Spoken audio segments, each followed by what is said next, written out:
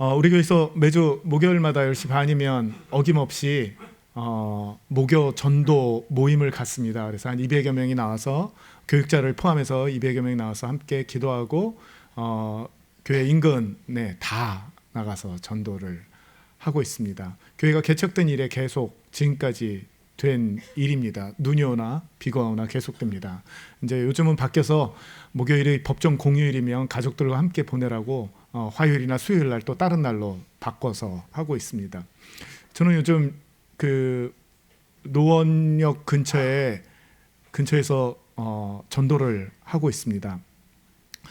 전도할 때 제일 힘든 일은 뭐냐면요, 결국 마음과의 싸움인데, 제일 힘든 일은 한 10대 그리고 많아야 한 20살 됐을 만한 이런 아이들이 제가 예수 믿고 행복하세요 이러고 하면 전도지 이렇게 툭 치고 갈 때입니다.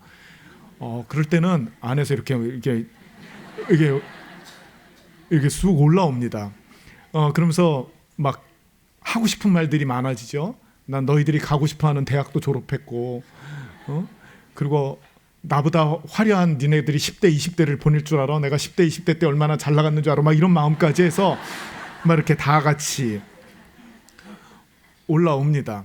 이번 주는 광복절이 있어서 수요일 날 전도를 나갔는데, 전도하는데 이렇게 전도지와 전도건빵을 드렸더니 이렇게 받으시고, 어떤 남자분이 전도건빵을 일단 주머니에 넣으시고, 그리고는 저한테 뭐라고 이야기를 하세요. 그래서 뭐라고요? 제가 못 들어서 물어봤더니, 어떻게 전도를 하는데 예수 믿고 행복하세요 이렇게 얘기할 수 있냐는 거예요. 예수님을 믿고 행복하세요 이렇게 얘기해야지. 그래서 제가 그래도 순간 뭐라고 얘기하지 그러다가 그냥 뭐 얘기가 안 될 것 같아가지고 또 이제 다른 분에게 전도하고, 그러더니 저 한참 이렇게 쳐다보고 가시더라고요.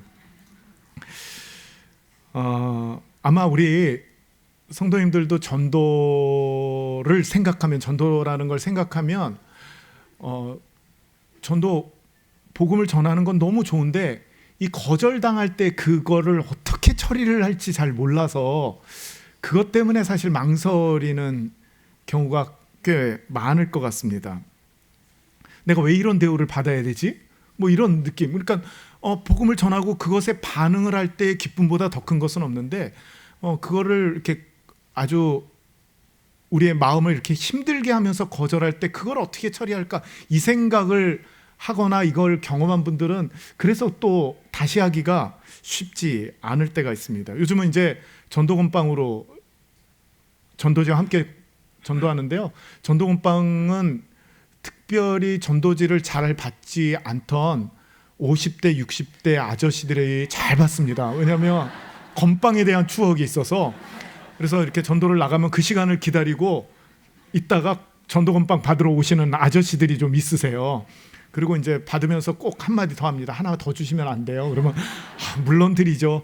그러다가 또 하나 더 달라고 그러면서 우리 손주도 있어서, 그래서 제가 마음속에 요즘 손주들은 건빵 잘 안 먹을 텐데 이런 생각은 들긴 하는데, 그렇습니다. 근데 그 전에는 이제 전도건빵으로 하기 전에는 전도 티슈 이런 거 많이 사용을 했거든요.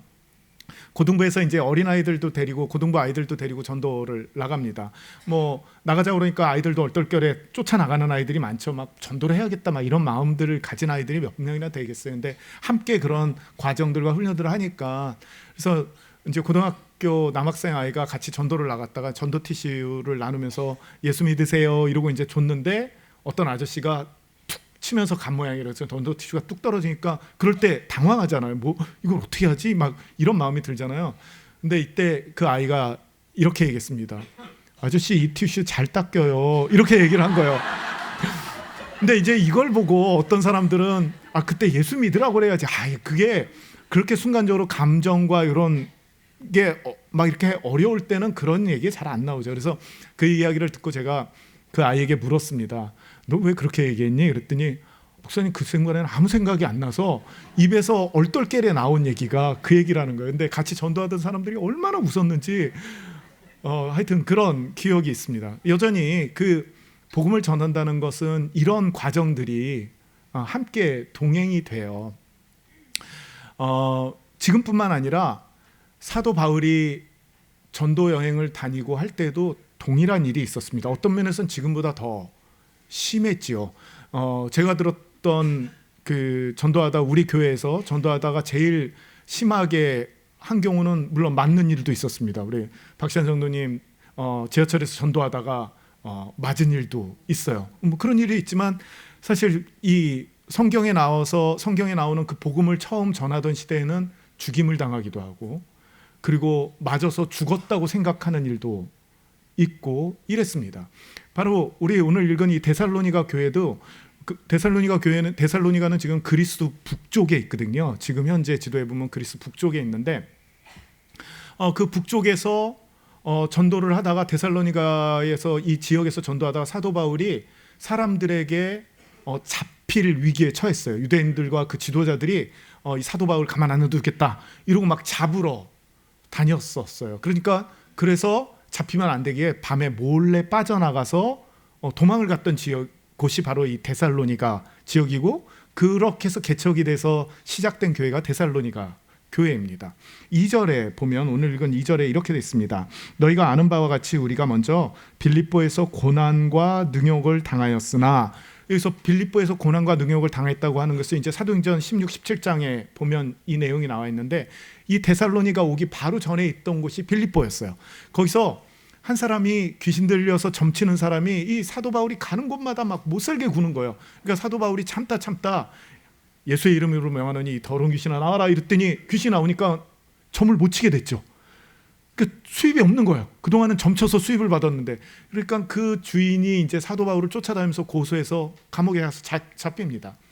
그래서 거기서 고난과 능욕을 당하죠. 감옥에 갇히기 전에 엄청 맞았고요. 그런 가운데도 하나님을 찬양하는 가운데 그 감옥문이 열렸던 사건이 기록된 게 빌립보이고 그 다음에 왔던 것이 데살로니가입니다. 근데 데살로니가에서도 여전히 어려움을 겪었어요. 그렇게 힘들게 그런 어려움을 겪고 나서 시작된 교회가 바로 데살로니가 교회입니다. 근데 그 데살로니가 교회에서 사도 바울이 어떻게 그 있는 동안에 사역을 했는지 오늘 2장에서 잠깐 얘기하는데요. 2장 9절을 한번 읽어보겠습니다. 2장 9절입니다. 함께 읽어볼까요? 시작.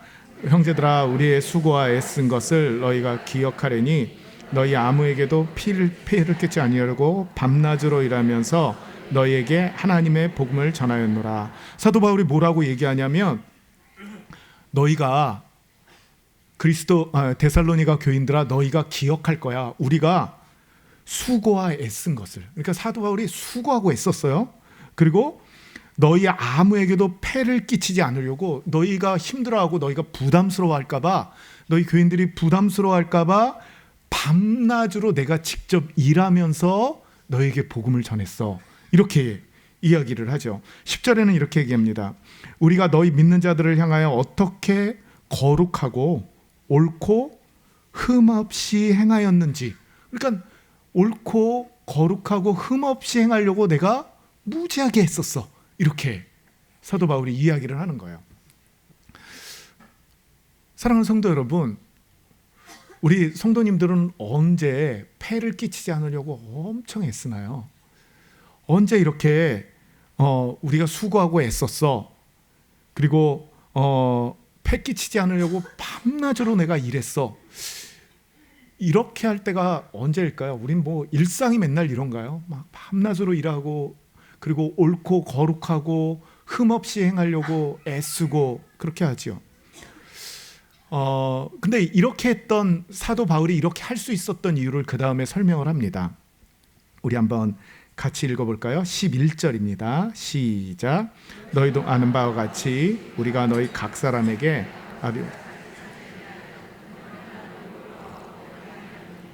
그러니까 왜 이렇게 애쓰고 수고하고 폐 안 끼치려고 밤낮으로 일했냐면 아버지가 자녀에게 하듯 하느냐고 이렇게 했다는 거예요. 사랑하는 성도 여러분, 우리가 사실 그 능력이 안 되지만 우리가 나이가 들고 요즘 60대 70대에도 일하는 게 어떤 면에서 자녀에게 폐 끼치지 않고 살려고 그 밤낮으로 일하고 수고하고 애쓰고 그렇게 하고 있거든요. 근데 사도 바울이 데살로니가 교회 교인들에게 내가 왜 그렇게 했었냐면 아버지가 자녀에게 하듯 하느냐고 그렇게 했다는 거예요. 아버지가 자녀에게 하듯 하느냐고 그렇게 했다는 거예요. 사랑하는 우리 서울과학교회 모든 성도 여러분, 우리 늘 아버지가 자녀에게 하듯 그렇게 하는 은혜가 있기를 축복합니다. 그런데 이게 잘 안 돼요. 이게 어렵습니다. 그럼 사도 바울은 왜 그렇게 했을까요? 사도 바울이요, 사도행전에 보면 바울 정말 요즘 표현으로 장난 아닙니다. 왜냐하면 그가 반대하는 사람들 죽이기도 하고요, 죽이는데 앞장서기도 하고요, 굉장한 사람이에요. 마음에 안 들면 막 폭발하는 사람이고, 그런데 오늘 사도 바울이 아버지가 자녀에게 하듯 했다, 이렇게 이야기를 합니다. 제가 목사가 되기 위해서 목사 고시를 보는데 그 성경 문제에서 한 문제 틀린 문제가 있었어요. 물론 그것으로 떨어진 건 아니지만 그게 틀렸습니다.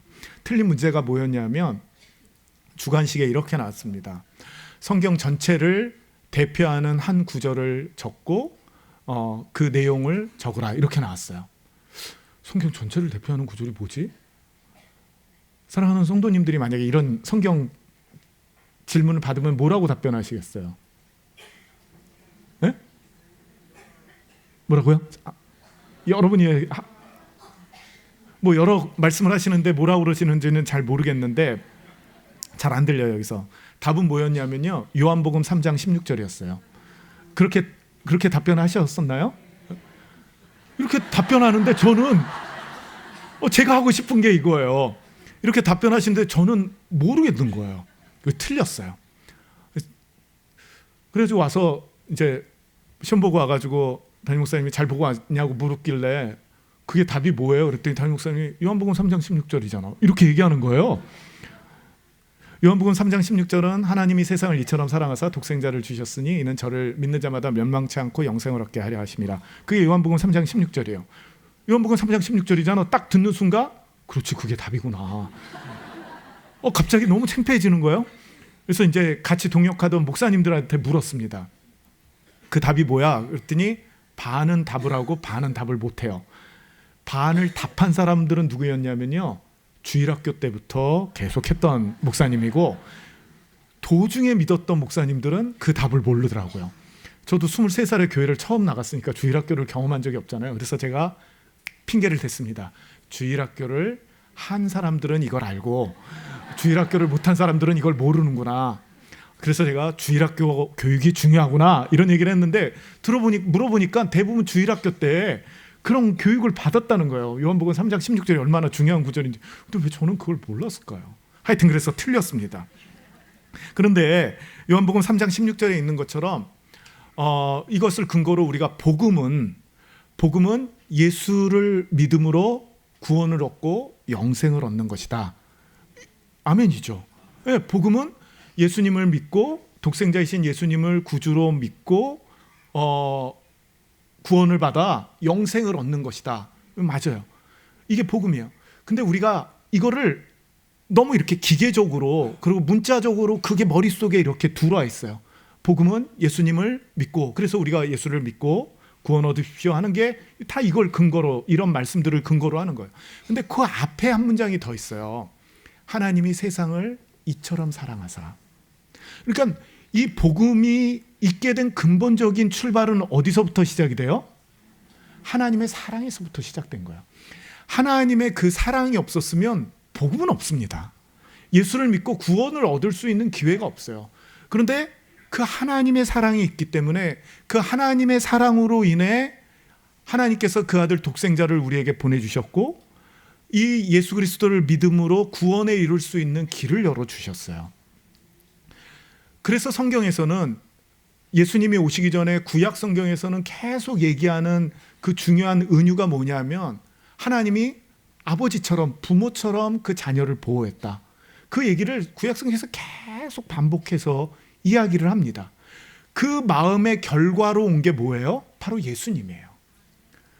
그 하나님의 그 마음의 결과로 하나님이 우리를 너무 사랑하셔서 그 사랑하고 또 사랑하셔서 그 아들 예수님을 우리에게 주실 수밖에 없는 그 결과로 우리가 예수님을 믿음으로 구원에 이룰 수 있는 길이 열린 거예요. 그러니까 그 출발, 이 복음의 출발은, 예수를 믿고 구원에 이르는 이 놀라운 진리의 출발은 어디 있었냐면 하나님이 세상을 이처럼 사랑하셔서예요. 그래서 요한일서에 보면 예수를 우리에게 주신 것이 하나님이 우리를 사랑하는 확실한 증거다 이렇게 말씀하는 이유가 이것처럼 큰 증거가 없는 거예요. 그러니까 그 출발은 어디예요? 하나님의 사랑이에요. 사도 바울이 그런 사람이었는데 이 오늘 교회를 목회하면서 내가 너희를 아버지가 자녀에게 하듯 해서 애쓰고 수고했고 패기치지 않게 밤낮 일했고 그리고 옳고 흠없이 살려고 내가 애썼다 이렇게 얘기하는 건 이 사도 바울 안에 복음을 받아들였는데 그 복음이 결국 출발이 뭐예요? 하나님의 그 마음에서 출발한 거예요. 하나님의 그 사랑하는 마음에서 출발했기 때문에 복음을 받아들인다는 건 그 하나님의 마음을 받아들이는 겁니다. 그것을 성경에서 아버지가 자녀에게 하듯, 그래서 줄임말로 아버지 마음이다 이렇게 얘기를 합니다. 어머니 마음은 어디 있냐고 그렇게 묻지 마세요. 이 아버지 마음이 어머니 마음이에요. 그러니까 이 아버지 마음이 어머니 마음이고 어머니 마음이 아버지, 부모의 마음을 얘기하는 거예요. 그걸 염두에 두고 오늘 읽은 본문을 조금 한번 다시 보고 싶은데요. 3절입니다. 오늘 읽은 2장 3절 우리 한번 같이 읽어볼까요? 2장 3절입니다. 이 아버지가 자녀에게 하듯 하는 마음을, 아버지 마음을 가지고 3절 한번 읽어볼게요. 시작. 우리의 권면은 간사함이나 부정에서 난 것이 아니요 속임수로 하는 것도 아니라. 우리가 그냥 2장 3절을 읽으면 와, 사도 바울 대단하다 하지만 아버지의 마음, 부모의 마음을 가지고 있는 분이 이거 읽으면 이게 그렇게 어려운 일인가요? 모든 부모들이 그렇게 하죠. 모든 부모들이 자녀에게 간사함이나 부정에서 난 것으로 막 권면해요. 그러는 부모가 없어요. 속임수로 권면해요. 그런 부모가 없습니다. 그러니까 부모의 마음, 아버지의 마음이라는 걸 염두에 두면 이건 너무 쉬운 일이에요. 5절도 한번 읽어볼까요? 우리 5절도 한번 같이 읽어보겠습니다. 시작. 너희도 알거니와 우리가 아무 때에도 아첨하는 말이나 탐심의 탈을 쓰지 아니한 것을 하나님이 증언하시느니라. 그러니까 와, 사도 바울은 어떻게 이런 일을 했지? 하지만 부모의 마음으로 하면은요, 부모가 자녀에게 아첨하는 말이나 탐심의 탈을 쓰고 그렇게 이야기하는 경우가 있나요? 그렇지 않거든요. 그렇지 않습니다. 그러니까 사도 바울이 굉장한 사람, 굉장한 분으로 보여지지만 사실은 그 복음을 받아들였기 때문에 그 복음 안에 전제가 되고 복음 안에 놓여 있는 그 하나님의 마음이 들어와서 이렇게 할 수 있는 거예요. 우리 7절 한번 읽어보겠습니다. 시작. 우리는 그리스도의 사도로서 마땅히 권위를 주장할 수 있으나 도리어 너희 가운데서 유순한 자가 되어 유모가 자기 자녀를 기름과 같이 하였으니 아멘. 사도 바울 정말 대단하다. 그렇게 주장할 수 있으나 그렇게 안 했구나. 사랑하는 여러분, 부모요. 부모로서 주장할 수 있으나 그렇게 안 해요. 오히려 오늘 여기 성경에 있는 것처럼 유순한 자가 됩니다. 자녀들에게 할 말 많은데 다 못해요. 그리고 자녀 앞에서 정말 유순한 자가 돼요. 막 회사에서는 그렇게 쩌렁쩌렁한 부장님들도요, 자녀 앞에 가면 때로는 막 쩌렁쩌렁한 것 같지만 아무 말 못해요. 그냥 눈치만 살피는 경우가 많아요. 제가 청년부를 우리 교회에서 오래 지도하다가 이제 청년부를 그만뒀어요. 뒀을 무렵에 제 둘째 아들은 이제 사춘기에 피크를 달릴 중2 때 무렵이었습니다. 막 피크를 달릴 때요. 그래서 이제 교회 예배 왔다가 저한테 잠깐 들려서 로비에 이렇게 서 있는데 같이 이렇게 서서 무슨 얘기를 좀 했는데 이제 제가 청년부 그만두고 계속 함께했던 청년이 오더니 인사하면서 제게 그럽니다. 목사님, 이제 목사님의 설교는 희귀 아이템이 됐어요. 자주 듣지 못해서 너무 아쉬워요. 그래서 희귀해졌다고 이제 저 격려하느냐고. 또 그렇게 해줘야죠. 또 그렇게 헤어졌다고 금방 새로운 목사님 너무 좋아 막 이러면 그렇잖아요. 근데 와서 격려하느냐고 그렇게 이야기를 해줬어요. 목사님 설교가 이제 희귀 아이템이 돼서 너무 아쉬워요. 그러니까 그걸 듣고 있던 제 아들이 옆에서 혼잣말로 이렇게 얘기합니다. 나는 그 설교 매일 듣고 있는데 이렇게 얘기를 해요. 그러니까 우리 성도님들은 제가 이렇게 설교하면 반응도 하고 이러지만 제 아들이 듣는 설교는 이런 설교라고 느끼는 게 아니죠. 잔소리에 가깝다는 거죠. 난 그 설교 매일 듣고 있는데 이렇게 얘기하더라고요. 제가 그거 들으면서도 만약에 우리 성도님들이 막 그렇게 해서 그렇게 비슷하게 얘기하면 마음에 막 상처가 되고 뭐라도 한마디 하고 싶고 막 이럴 수도 있을 거예요. 근데 아무 소리 않고 그걸 듣고 있는 아빠의 모습을 우리는 다 알잖아요. 우린 그거 다 알고 있단 말이에요. 그러니까 그게 아빠의 마음이에요. 그 아빠들이 그런 가운데서 지내고 있죠. 그래 유순한 자처럼 돼요. 그러니까 제가 생각해 보면 이제 그 시기에 그렇게 아들이 그렇게 할 때 말을 제가 하는 게 이제 잔소리처럼 들리고 이러니까 제가 한번 얘기를 했습니다. 지금 신제주 광염교회 개척한 강소원 목사님이 교육 목사님으로 있고 이제 주일학교 학생이니까 그러면 너희 교육 목사님인 강소원 목사님과 좀 이야기를 나누고 조언을 구하는 건 어떻겠니? 그리고 이제 강소원 목사님에게도 부탁하고 제 아들에게도 그래서 둘이 만났어요. 그리고 이야기를 하고 왔습니다. 저녁 때 제가 들어가서 오늘 강소원 목사님하고 이야기 잘 나눴어 그랬더니 제 아들이 그렇게 얘기합니다. 강소원 목사님 정말 똑똑해요. 어쩜 그렇게 말하는 것마다 그렇게 잘 저에게 딱 맞는지 모르겠어요. 이렇게 얘기를 해요. 그래서 목사님하고 무슨 얘기를 했어? 그랬더니 얘기를 쭉 합니다. 마음속에 이런 생각, 맨날 내가 하는 얘긴데 맨날 내가 하는 얘긴데 그런데도 유순한 자가 되어서 그것을 꾹 참고 그렇게 얘기하고 동의했다는 그 자체만으로도 감격스러운 거야. 이게 뭐예요? 이게 부모의 마음이에요. 이게 유모가 그 자녀를 기름같이 유순한 자가 되어 그 주장할 수 있으나 내가 너의 아빠인데 너는 어떻게 그렇게 할 수 있니라고 주장할 수 있으나 그렇게 하지 않아요. 근데 바로 사도 바울이 그렇게 지내고 있어요. 우리 8절도 한번 그 아버지가 자녀에게 하는 것처럼 그런 마음이 있는 것을 염두에 두고 8절을 한번 읽어보겠습니다. 시작.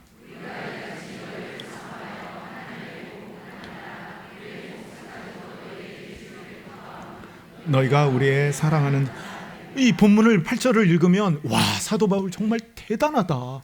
어떻게 그들에게 목숨을 주는 것도 아깝지 않다고 얘기를 할까? 그런데 부모가 이미 되신 분들 부모의 마음으로 읽어봐요. 이거 어려워요 8절?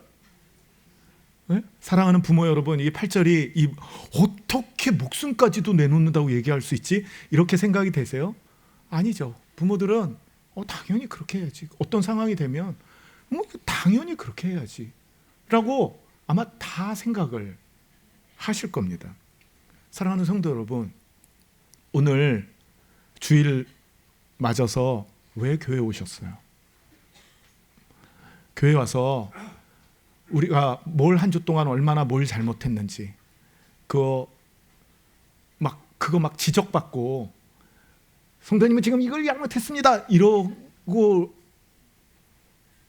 듣고 그렇게 하기 위해 오셨어요? 아니면 내가 얼마나 잘못했는지 얼마나 한심한지 그래서 그 하나님이 어떤 분이신지를 들음으로 그분께 나아가고 싶어서 나오셨어요? 당연히 후자입니다. 근데 하나님의 마음이 예수를 우리에게 그 사랑에서 예수님을 그 독생자 예수님을 우리에게 주시기까지 사랑하신 우리 주님이 우리 사랑하는 성도들에게 말씀하시는 것은요 그 마음이에요. 정말 그 마음을 주고 싶으신 거예요. 근데 복음은 이미 그 복음 안에 하나님의 이 마음이 들어있어요. 그래서 우리가 복음을 받아들인다는 건 하나님의 이 마음을 받아들이는 거예요. 하나님 저를 그렇게 사랑하셨군요. 하나님 저를 그렇게 아껴주셨군요. 하나님 저를 위해 목숨을 내놓는 게 그렇게 어렵지 않으셨군요. 하나님께서 나를 위해 수고하고 애쓴 것이 전혀 문제가 없었군요. 하나님이 하나님이신데도 불구하고 그것을 주장하지 않으시고 오히려 유순한 자가 되어서 나를 받아주셨군요. 그 날이 무슨 날이냐면 주일날 함께 공동체로 예배 드리는 날이에요. 그렇게 함으로 인해 우리의 그 모든 짐들이 그리스도 예수 안에서 내려지고 그리고 삶에 대한 소망과 다시 나갈 수 있는 힘을 얻는 시간입니다.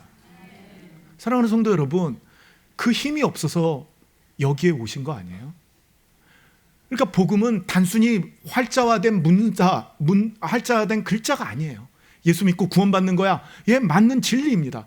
그러나 그 앞서 하나님의 마음이 그 안에 담겨 있는 것을 우리가 받는 거예요. 제가 아내하고 결혼하면서 마음의 소원이 있었습니다. 자녀들을 성경 과외를 시키는 거예요. 그러니까 누군가에게 성경 선생님에게 돈을 주고 우리 아이들을 성경을 가르쳐 주십시오, 이런 마음이 있었어요. 그래서 아내하고 이야기하고 그렇게 해보자고 얘기를 했습니다. 결론은 한 번도 못 해봤습니다. 물론 못 해봤어요. 못 했는데 아이들이 이제 그림을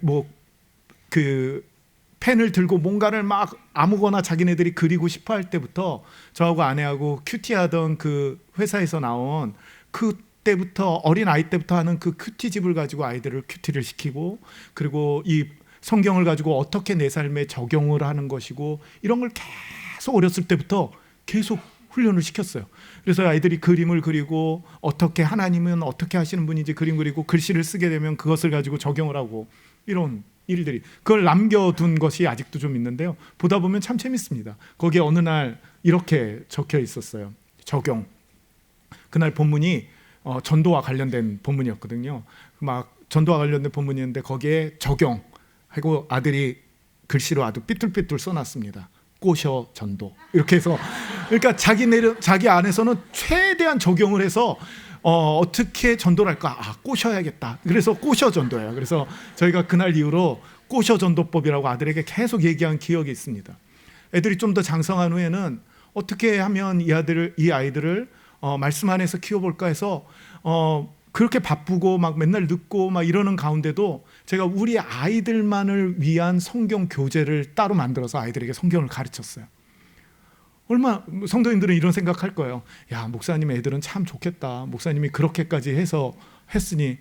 시간이 지나서 이제 저희 큰아이도 대학을 졸업했고 둘째도 이제 대학교 4학년인데 물어보면 기억 하나도 못합니다.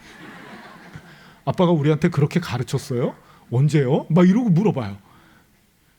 그러나 기억하는 게 있어요. 엄마 아빠가 우리를 얼마나 사랑했던지, 얼마나 사랑해서 어떻게 했었는지, 이거는 기억을 해요. 그러니까 우리는 성경을 보면 성경대로 산다, 그리고 그 복음을 받아들이고 성경의 내용을 받아들인다, 이걸 문자화된 그것으로만 생각을 하는데, 그 이전에 그것이 있는 이유가 뭐냐면 하나님이 우리를 사랑하신 거예요. 그 하나님의 사랑을 부모가 자녀 사랑하듯 하는 거에 비유를 해서 우리에게 계속 말씀을 하시는 거예요. 그래서 우리가 하나님을 받아들이고 성경을 받아들이고 복음을 받아들인다는 건 이 하나님의 사랑을 받아들인 거예요. 그래서 우리 안에 그것이 계속 꿈틀거리고 있어요. 그 복음이 우리 안에서 계속 꿈틀거리고 있어요. 그래서 우리는 이 자리로 나아가는 사람들입니다. 사랑하는 성도 여러분, 그래서 사도 바울이 한 것을 보면 우린 다 놀랍고, 야, 어떻게 이렇게 할 수 있어? 대단하다, 난 이런 삶을 못 살겠다 라고 생각을 하지만, 사실은 우리도 누구나 다 그런 삶을 살 수 있는 그런 사람들입니다. 왜요? 하나님께 받았기 때문에, 하나님으로부터 그 마음을 받았기 때문에 그렇게 살 수 있는 거예요. 그래서 이곳엔 아직 부모가 아니거나 청년들이거나, 나는 아직 부모가 아니니까 부모의 마음이, 이 아버지의 마음, 부모의 마음이 필요 없구나, 나도 결혼하면 나중에 받아야지, 그렇지 않아요. 어린아이서부터 노년까지 누구나 하나님을 믿으면, 복음을 받아들이면, 이 부모가 자녀에게 하는 이 아버지의 마음을 누구나 받는 겁니다. 그래서 생각해 보세요. 우리가 옛날에는 직장에서 아주 무서운 사람이었어요. 근데 어느 날 복음을 받아들였어요. 그러면 제일 많이 듣는 얘기가 뭐냐면, 야, 우리 부장님 바뀌었어. 이게 뭐냐면 그 안에, 복음 안에는 이 하나님 아버지의 마음이 있기 때문에 그 마음들이 계속 들어오는 거야. 계속 들어오면 그것을 우리에게 단순한 가정에 있는 자녀에게만 하는 것이 아니라 우리 일상에서 모든 사람들에게 그것이 나아가는 겁니다. 그리고 그것이 경험되는 거예요. 그리고 그것이 우리에게 적용되는 거예요.